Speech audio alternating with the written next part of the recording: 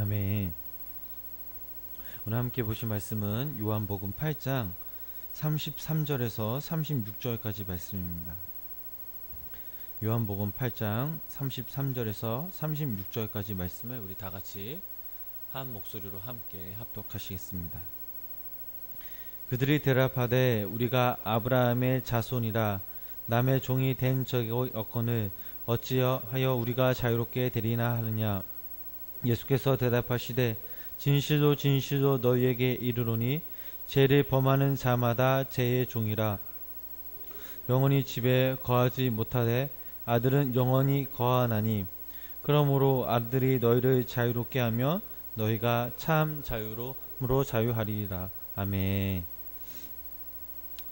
지난 시간 요한복음 8장 31절 그리고 32절 말씀을 가지고 성경이 말하는 그 구원에 대해서 함께 나눴습니다.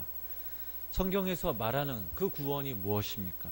바로 자유를 말하고 있습니다. 이 자유는 죽음으로부터의 자유, 또 모든 상황으로부터의 자유, 또 자기 자신으로부터의 자유를 의미하고 있습니다. 이 자유의 원천이 어디서 왔습니까?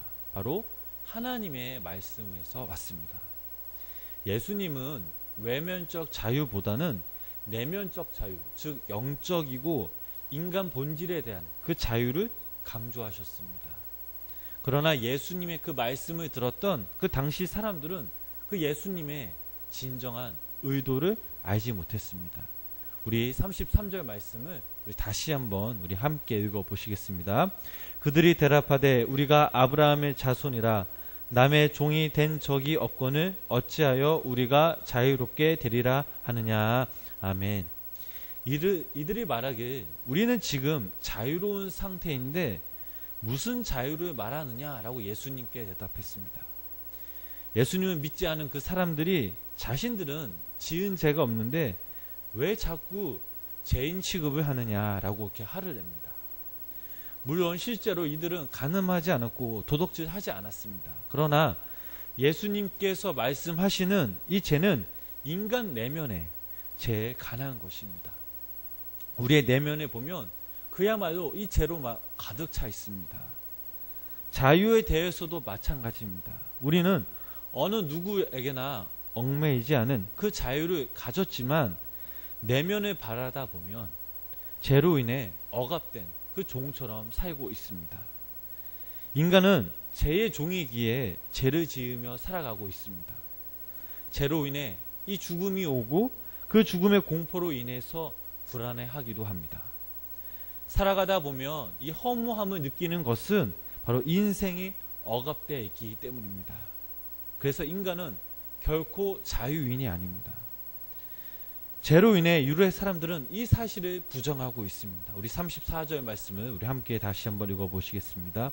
예수께서 대답하시되 진실로 진실로 너희에게 이르노니 죄를 범하는 자마다 죄의 종이라. 아멘. 예수님께서는 죄를 짓는 자마다 죄의 종이라고 말씀하십니다. 혹시 그거 아십니까? 자유가 보장된 나라와 즉 그 지역이 오히려 자사율이 높을 뿐만 아니라 또 성적으로도 더 타락했다고 합니다.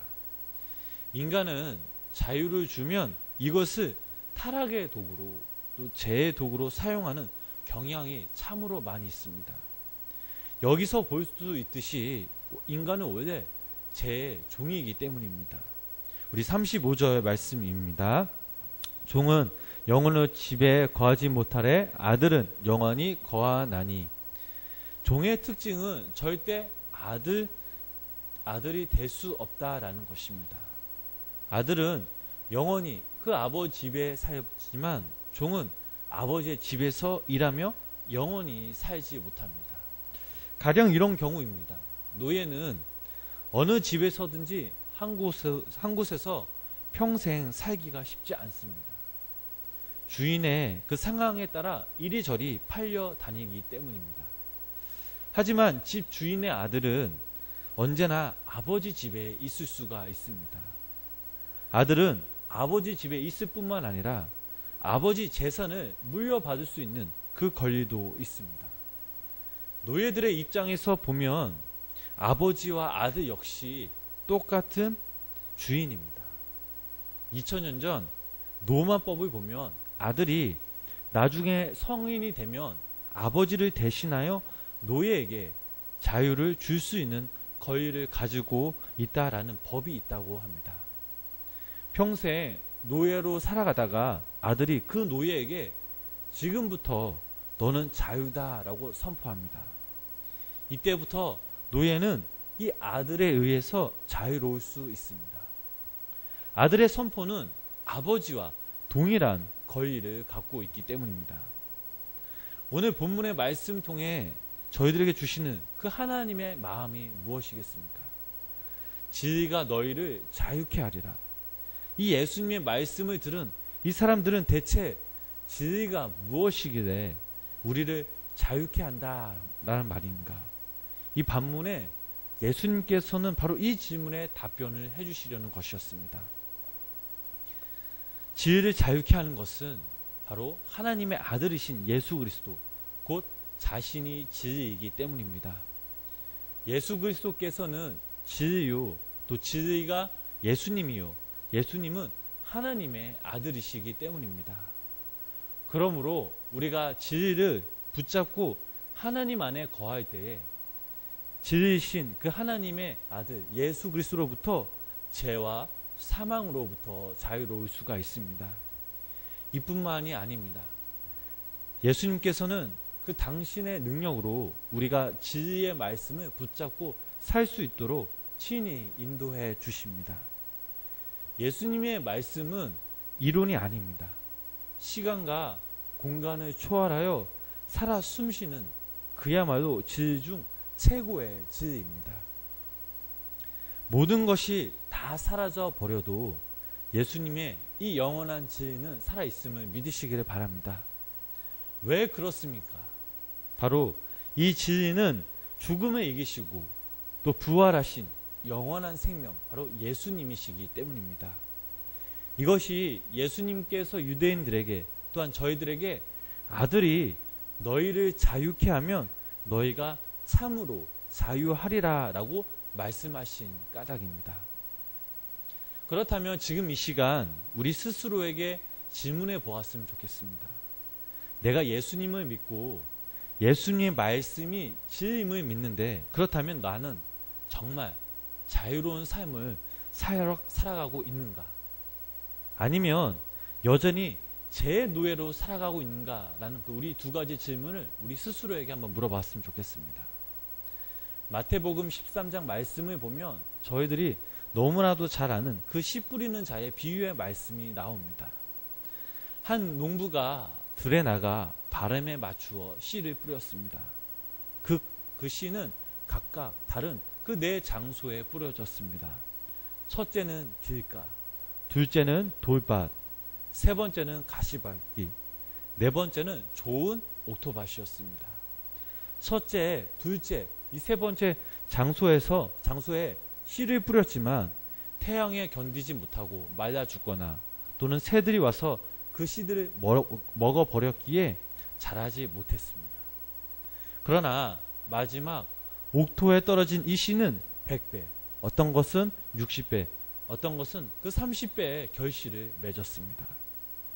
한 농부가 똑같은 시간에 씨를 뿌렸지만 각각 장소에 따라 죽었고 또 오직 한 곳에서만 많은 열매를 결실을 맺을 수가 있었습니다. 바로 그 이유가 무엇입니까? 농부가 그 뿌린 씨를 얼마나 흡수하느냐, 그 씨를 얼마나 삼켰느냐라는 그 차이입니다.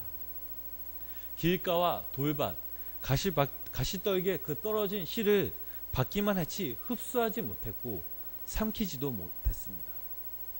흡수 또 삼켰다라는 것은 자기 것으로 만들었음을 말하고 있습니다.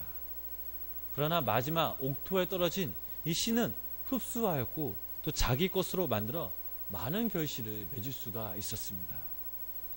이 비유의 말씀을 우리의 신앙생활 안으로 비추어 본다면 어떻습니까? 똑같은 장소와 시간 또 하나님의 말씀을 듣습니다. 어떤 사람들은 그 말씀을 들을지언정 자신의 것으로 만들지 못합니다. 그 말씀을 흡수하지 못하고 소화시키지도 못합니다. 그러나 다른 어떤 사람들은 그 말씀을 아멘으로 받아들입니다. 자신의 것으로 만듭니다. 바로 이 차이가 진리의 열매를 거둘 수 있느냐, 못 거둘 수 있느냐의 차이입니다. 말씀을 흡수시킨다는 것, 삼킨다라는 것은 주어진 그 말씀에 따라 절대 순종하는 그 자세를 가리키고 있습니다. 바로 하나님께 절대 순종을 말하고 있는 것입니다. 마태복음 4장 4절 말씀을 보면요, 이런 말씀이 있습니다. 사람이 떡으로만 살 것이 아니요 오직 하나님의 입으로 나오는 모든 말씀으로 살 것이라 라는 말씀이 있습니다. 우리가 하루하루 이 30세끼를 먹듯이 하나님의 말씀 또한 규칙적으로 매일매일 먹어야 될 줄 믿습니다. 정성스럽게 음식을 차리듯이 하나님의 말씀 역시 준비된 마음으로, 또 기도하는 마음으로, 말씀을 사모하는 마음으로 우리가 주님 앞에 나아가야 될 줄 믿습니다. 하나님의 말씀을 매 순간순간 우리가 날마다 사모한다면 우리의 삶 가운데 언제 어디서나 이 진리의 열매가 풍성하게 맺을 수가 있습니다. 바로 그 이유가 무엇입니까? 우리가 흡수시킨, 우리가 삼킨 그 말씀이 바로 예수 그리스도이시기 때문입니다. 내 안에 예수 그리스도가 영원한 생명으로 살아 숨쉬기 때문입니다. 사랑하는 성도님 여러분, 우리가 진정 예수님을 믿고 따라야 될 줄 믿습니다. 무엇보다 우리가 하나님의 말씀을 사모하며 그분의 말씀대로 순종하며 살아가야 될 줄 믿습니다. 그러면 우리의 삶 가운데 많은 진리의 열매들을 거둘 수 있습니다. 말씀대로 사는 만큼 예수 그리스도의 영원한 진리를 알 수 있기 때문입니다. 예수 그리스도의 영원한 진리를 알면 영원한 자유를 누릴 수가 있습니다. 죄와 사망으로부터의 그 자유로울 수 있습니다. 혹시나 지금 저희들 가운데 아직도 종의 신분을 벗어나지 못하고 죄에 사로잡혔다면 이 시간 우리가 주님의 영원한 진리로 인해서 자유로워지시길 간절히 소망합니다. 예수님의 영원한 진리를 사모해야 합니다. 이 진리를 내 것으로 흡수해야 합니다. 또한 삼켜야 합니다. 남은 평생 이 땅에서 우리가 이 진리의 말씀을 사모함으로 진리를 통해 하나님의 아들 예수님이 주신 그 참된 자유를 마음껏 누리시길 간절히 바랍니다. 우리가 주님 안에서 자유로워지면 새로운 삶을 살아갈 수가 있습니다. 우리의 삶 가운데 평안이 찾아옵니다. 기쁨이 찾아옵니다. 또한 감사가 찾아옵니다. 말로도 부족한 참 자유를 느끼며 살아갈 수 있습니다. 바라옵기는 우리 여기 계신 우리 모든 성도님들이 하나님의 아들 예수 그리스도의 그 진리를 붙잡고 말씀을 사모함으로 예수님이 주신 그 세상 그 무엇보다 소중하고 고귀한 참 자유를 느끼시며 오늘 하루도 주님 안에서 이 진리를 자유를 누리시며 또 복이 넘치는 귀한 하루 보내시길 주님의 이름으로 간절히 축원합니다. 기도하시겠습니다. 오늘도 이 시간 주님을 사모하고자 이 자리에 모였습니다. 우리의 삶의 주인이시며 진리이신 그 예수님을 사모합니다. 무엇보다 저희들 삶 가운데 주님의 말씀을 붙잡고 살아갈 때에 내 안에 참 자유를 부어주시며 주님으로 인하여 내가 기뻐함으로 감사함으로 예배함으로 영광 돌리는 주님의 자녀들이 되게 하여 주시옵소서. 우리의 마음을 옥토밭으로 갈아주시며 주님의 주신 그 씨를 통해 우리 삶 가운데 많은 열매들을 맺히며 무엇보다 내가 주님을 진정 사랑함으로 매일매일 주님으로 인해 진리의 삶으로 더